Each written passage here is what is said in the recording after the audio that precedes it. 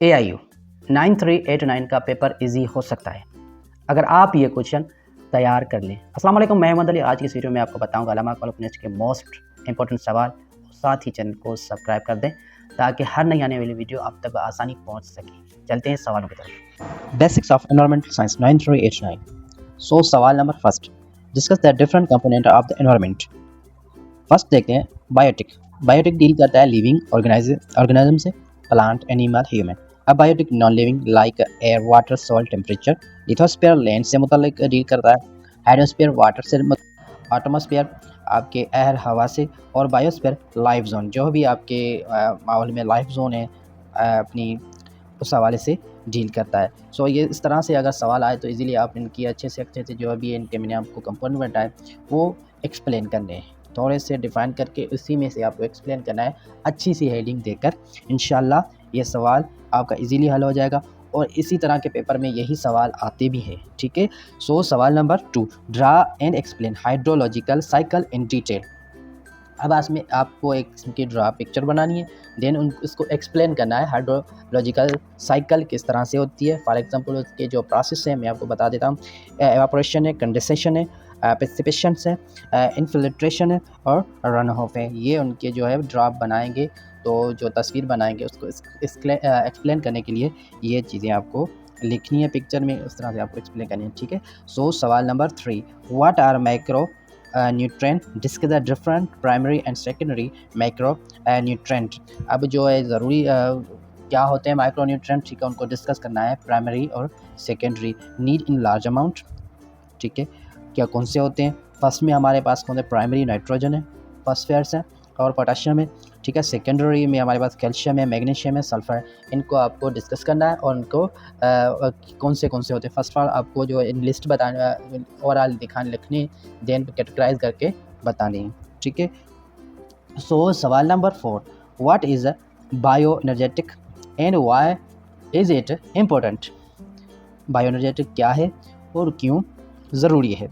Study of energy fuel in a living organism, importance of the metabolism, growth, survival.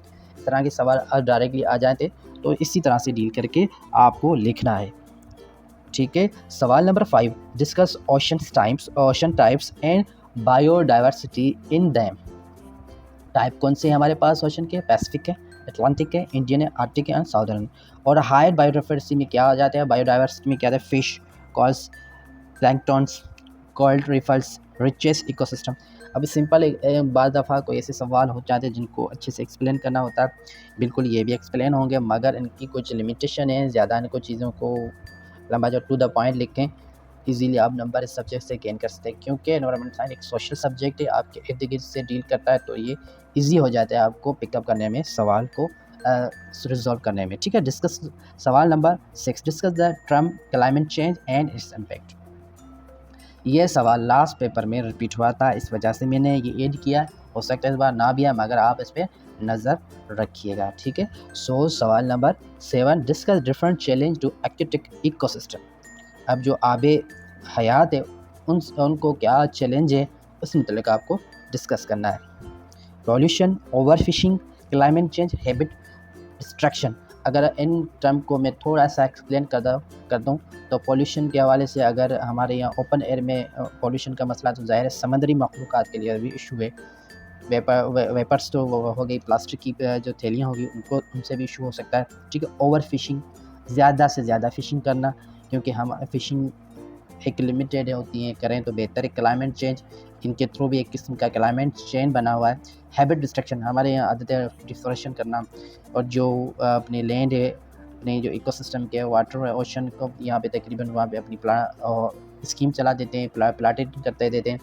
ये भी किस्म का एक खसारा है। सो इस तरह के चैलेंज इनको आप 4 पॉइंट हो सकते हैं, ज़्यादा भी आप लिख सकते हैं। अगर आपके माइंड में जो भी आ रहे हैं तो एक्सप्लेन करके अच्छा से सवाल लिख सकते हैं, अगर अदरवाइज़ ये बिल्कुल परफेक्ट है। ठीक है। सो सवाल नंबर 8, what are different bio geographic region, what environmental challenge are facing, explain. Example, forest, desert, grassland, tundra. Challenge, deforestation, pollution, climate. वो कौन से बायोलॉजिकल रीजन है हमारे, फॉर एग्जाम्पल रीजन के हवाले से हमारे पास फॉरेस्ट आ गया, डिजर्ट आ गया, ग्रासलैंड गया, ठंडा आ गया। और चैलेंज की बात करें तो डिफॉरेस्टेशन है, पॉल्यूशन है, क्लाइमेट, ये चैलेंजेस हैं। इनको आप अच्छे से एक्सप्लेन करते हैं इन कंटेंट जो आपके सवाल के मुताबिक लिख सकते हो। सो बुक रीडिंग आपको अच्छे से एक बार अच्छे से करेंगे तो इंशाल्लाह इस सवाल आपको बिल्कुल ईजी कप ऑफ टी की तरह लगेंगे। ठीक है। सो सवाल नंबर 9, how environmental physics play it role in shaping the hydrosphere. जो आपकी एनवायरमेंटल फिजिक्स है वो किस तरह से आपका माहौल हाइड्रोस्फीयर बनाने में रोल प्ले करती है। Control water movement, gravity pressure, affect current, wave, evaporation. इस तरह से एक साइकिल है, वो आपको किस तरह से आपके माहौल को एडजस्ट करती है, किस तरह सेट करती है, ये चीज़ें आपको एक्सप्लेन करनी है। और आपसे एक रिक्वेस्ट है, काइंडली चैनल को सब्सक्राइब कर दें ताकि हर नई आने वाली वीडियो आप तक आसानी से पहुंच सके और मुझे भी सपोर्ट करें। ठीक है। इस तरह से हमारे पास सवाल नंबर 10 है, what are different sustainable practice. वो कौन सी जो है जिस तरह से हम अपने माहौल को, अपने इस आसपास को बेहतर से बेहतर रख सकते हैं। Recycling is the most important. Recycling से हवाले से हमारे यहाँ जो भी प्लास्टिक की बैग्स हैं, ठीक है, उनको हम ऐसे ही कूड़ेदान में इसी तरह से हवा में फेंक देते हैं, जो कि एक मुसीबत बनती है। वही सेम बात, वही चीज़ें अगर समंदर में जाती हैं, वो आबे जो एक्वेटिक चीज़ें वो खाती हैं, लंग से वो वापस अगर मछली अगर हम खाते हैं वही हमारी तरफ जो खाती है प्रोटीन वो हमारे यहाँ आ जाती है बीमारियाँ। तो इस तरह से ये साइकिल है, कोशिश करें अवॉइड करें।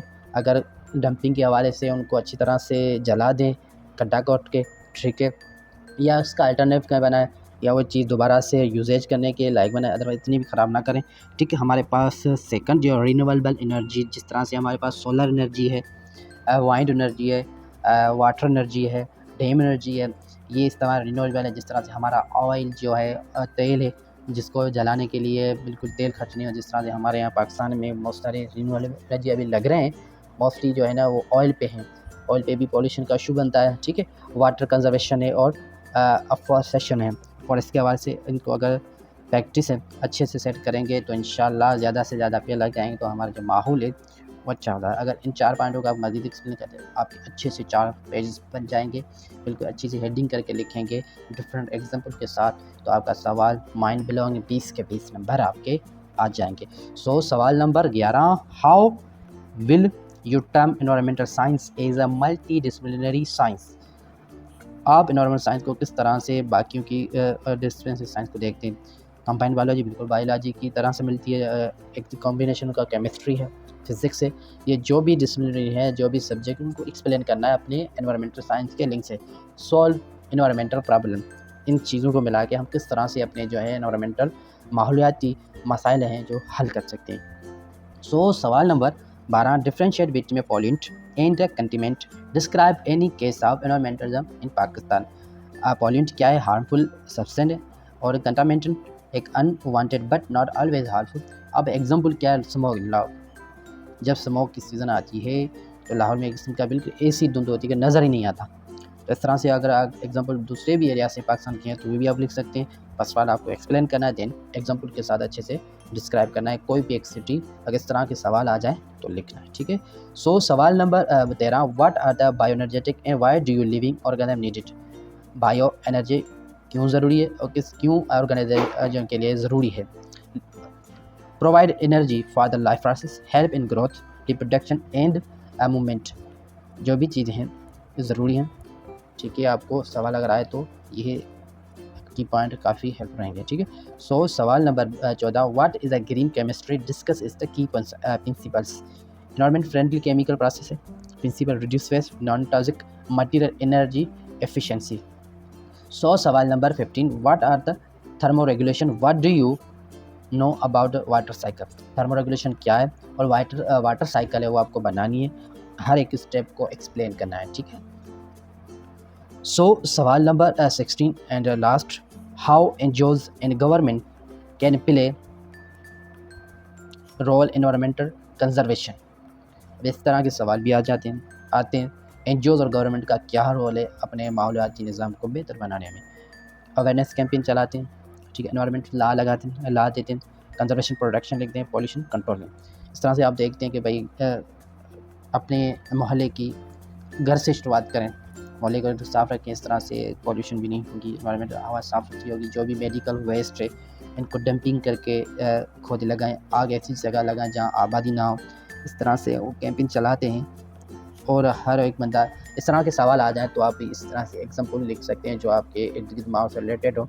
नो इशू, अगर आपके जिस सेंटर में पेपर दे रहे हैं उस सेंटर में ये इस किस्म की कोई इन्वायरमेंटल इशू है, गंदगी है, तो उस हिसाब से भी आप उसको सजेशन के हवाले से लिख सकते हैं। तो मैं ये कहूँगा कि इस तरह के सब्जेक्ट जो है ऑल राउंडर हैं। आप अपने इर्द गिर्द एज्यूम करके अच्छे खासे जवाब और दिलचस्प जवाब अच्छे से अच्छे नंबर ले सकते हो। ये थे आज के सवाल जो आपको मैंने बताए। इंशाल्लाह आपके ये सवाल पेपर में काफ़ी आएंगे। लास्ट पेपर में मैंने डिस्कस किए थे, अल्हम्दुलिल्लाह बहुत सारे सवाल आए थे और उसमें काफ़ी सारा बहुत अच्छा। तो इस तरह सवाल की तैयारी जारी रखिए और साथ ही बुक की रीडिंग भी ज़रूरी करें। इंशाल्लाह आपका ये पेपर बआसानी अच्छे से क्लियर हो जाएगा। मज़ीद सवालों के लिए हमें कमेंट सेक्शन में बताइएगा और last not the least, kindly channel को सब्सक्राइब करते जाइएगा ताकि हर नई आने वाली वीडियो आप तक बर वक्त आप पहुँच जाए। Thank you so much. Allah ने के बाद।